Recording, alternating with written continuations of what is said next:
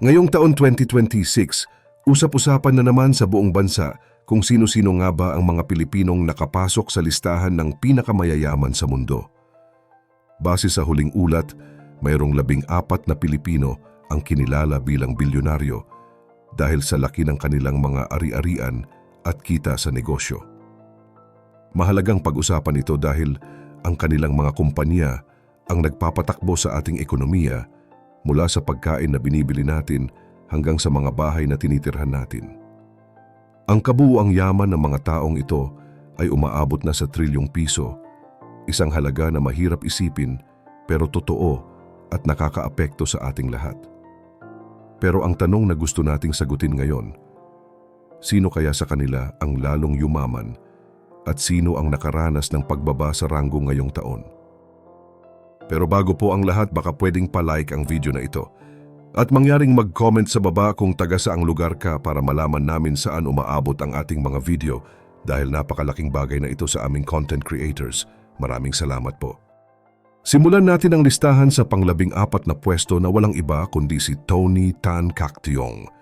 Siya ang taong nasa likod ng Jollibee Foods Corporation na kilalang kilala natin.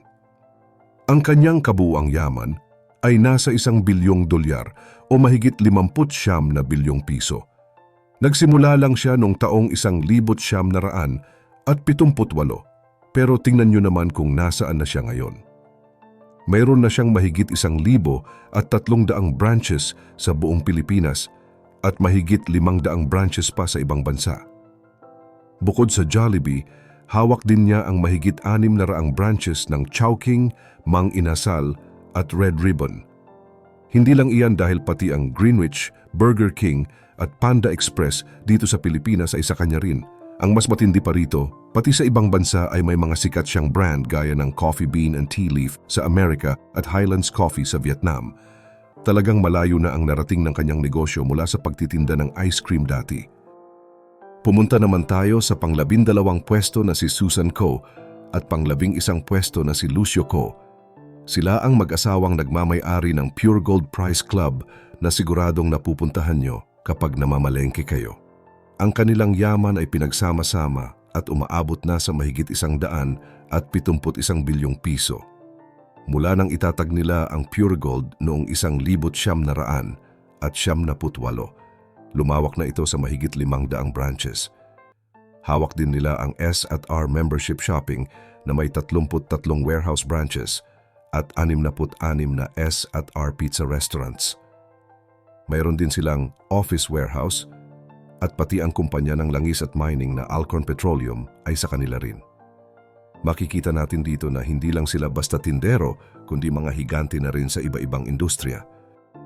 Sa pang-10 pwesto naman ay makikita natin si Andrew Tan. Ang kanyang yaman ay nasa mahigit 74 na bilyong piso. Siya ang may-ari ng Mega World na kilala sa paggawa ng mga malalaking gusali at townships simula pa noong 1989. Kung mahilig kayo pumunta sa mga mall, hawak niya ang mahigit 20 lifestyle malls sa ilalim ng Mega World. Pati ang mga sikat na hotel gaya ng Richmond, Belmont at Kingsford ay bahagi ng kanyang negosyo. Hindi lang real estate ang hawak niya dahil sa kanya rin ang Emperador na isa sa pinakasikat na brand ng alak sa mundo. At syempre, alam niyo ba na siya rin ang may-ari ng 49% ng McDonald's dito sa Pilipinas? Halos lahat ng kailangan natin mula sa tirahan hanggang sa pagkain ay may kinalaman siya. Pagdating naman sa mga sumunod na pwesto, dito na natin makikita ang pamilya C na mga anak ng yumaong si Henry C. Sila ang nagpapatakbo ng SM Investments na pinakamalaking kumpanya sa bansa. Sa pang-13 ay si Elizabeth C., sa pang-9 si Teresa C. Coson, sa pang-8 si Harley C., at sa pang-7 si Herbert C. Ang pang-6 naman ay si Hans C. at ang pang-5 ay si Henry C. Jr. na may yaman na mahigit 140 bilyong piso. Sila ang nagpapatunay na ang pagkakaisa ng pamilya ay nagbubunga ng sobrang laking tagumpay sa negosyo. Sa dami ng kanilang mga mall at bangko, talagang mahirap silang tapatan sa larangan ng kayamanan. Matapos nating talakayin ang mga naunang bilyonaryo, siguradong napansin ninyo na ang pamilya C ang talagang may hawak ng napakaraming negosyo sa bansa. Kung pagsasama-samahin natin ang yaman ng magkakapatid na si, ang kabuuan nito ay umaabot sa mahigit 10 bilyong dolyar o mahigit 625 bilyong piso. Hindi lang ito dahil sa mga SM Supermalls na nakikita natin sa bawat lungsod, kundi dahil din sa lawak ng kanilang operasyon pati sa China at Guam. Sila rin ang may-ari ng Walter Mart na may 46 na branches na mas malapit sa mga komunidad. Isipin ninyo, halos lahat ng binibili natin ay dumaan sa kanila, mula sa gamot sa Watsons, gamit sa bahay sa Ace Hardware, hanggang sa mga laruan sa Toy Kingdom at tinapay sa Goldilocks.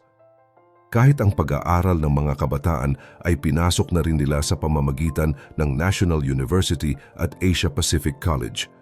Pati ang kuryente at pagkuha ng mga mineral sa ilalim ng lupa ay bahagi na ng kanilang lumalawak na kaharian.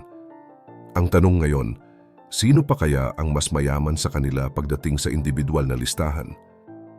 Dito na pumapasok sa pang-apat na pwesto si Lucio Tan na may yamang mahigit 200 at 1 bilyong piso. Siya ang hari ng iba-ibang industriya sa bansa. Kung kayo ay sumasakay sa Philippine Airlines o gumagamit ng serbisyo ng PNB o Philippine National Bank, sa kanya iyon. Hawak din niya ang malaking bahagi ng industriya ng sigarilyo at alak sa bansa gaya ng Asia Brewery. Hindi lang iyan, pati ang pagkain na Virginia Foods at ang University of the East ay sa kanya rin. Ang galing ni Lucio Tan ay makikita sa kung paano niya napagsasama-sama ang transportasyon, edukasyon at paggawa ng mga produkto sa iisang malaking grupo. Sa pangatlong pwesto naman ay makikita natin ang isa sa pinakaaktibong negosyante ngayon na si Ramon Ang. Ang kanyang yaman ay nasa mahigit 218 bilyong piso. Siya ang namumuno sa San Miguel Corporation na hindi lang basta alak ang ginagawa. Sila rin ang pinakamalaking producer ng pagkain at inumin sa bansa, gaya ng San Miguel Brewery at Ginebra San Miguel. Pero ang mas nakakagulat ay ang kanyang hawak sa industriya ng enerhiya at langis sa pamamagitan ng Petron. Siya rin ang nasa likod ng mga malalaking proyekto sa kalsada at mga airport gaya ng pag-aayos sa Ninoy Aquino International Airport at ang pagbuo ng bagong Manila International Airport. Pati ang pagbebenta ng mga mamahaling sasakyan tulad ng BMW at Ferrari ay bahagi ng kanyang negosyo. Makikita natin na ang focus ni Ramon Ang ay ang pagpapatayo ng mga tulay at kalsada na ginagamit natin araw-araw upang mapabilis ang pag-unlad ng Pilipinas. Pagkatapos nating pag-usapan ang mga higante sa industriya ng pagkain at infrastruktura, dumako naman tayo sa huling 2 tao na talagang namamayagpag ang yaman ngayong 2026. Sa pangalawang pwesto, narito ang dating politiko na si Manny Villar. Ang kanyang kabuuang yaman ay umabot na sa mahigit 271 bilyong piso. Kilala siya bilang pinakamalaking tagapagtayo ng mga bahay sa bansa simula pa noong 1977. Kung nakakita na kayo ng mga subdivision gaya ng Camela, Lumina o Bria Homes, lahat ng iyan ay sa kanya. Pero hindi lang siya tumitigil sa pabahay. Ang kanyang negosyo ay makikita na rin sa mahigit 120 lungsod sa buong Pilipinas. Hawak niya ang Vista Mall, Star Mall at ang mga all-day supermarket na madalas nating makita sa mga subdivision. Mayroon na rin siyang sariling istasyon ng TV na All TV at pati serbisyo ng kuryente at sementeryo ay pinasok na rin niya. Talagang mula sa paggising hanggang sa huling hantungan ay may serbisyong hatid ang kanyang mga kompanya.